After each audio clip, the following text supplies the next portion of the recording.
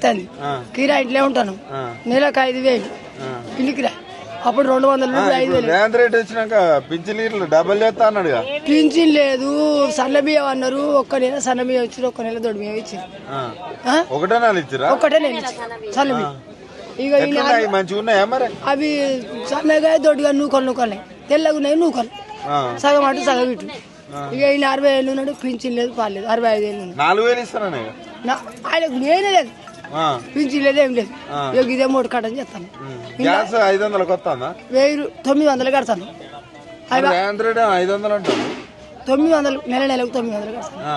అవి అకౌంట్లో పడతానే పడతానే లేవు అకౌంట్లో ఇల్లు లేదు వచ్చిన వాళ్ళకి వచ్చినాయి రాని వాళ్ళకి రాను ఇల్లు ఉన్న వాళ్ళకే ఇండ్లు ఇస్తాను సెలక్షన్ చేసి అక్కడెక్కడ చూసి ఇస్తారో మంచిగుండు ఇండ్లు ఉన్న వాళ్ళకి ఇండ్లు వస్తాను ఫ్రీ బస్ ఫ్రీ బస్ ఎందుకు వేసి ఉండాడు ఏం పనికి అయ్యాను మాకేమైనా అవసరం అది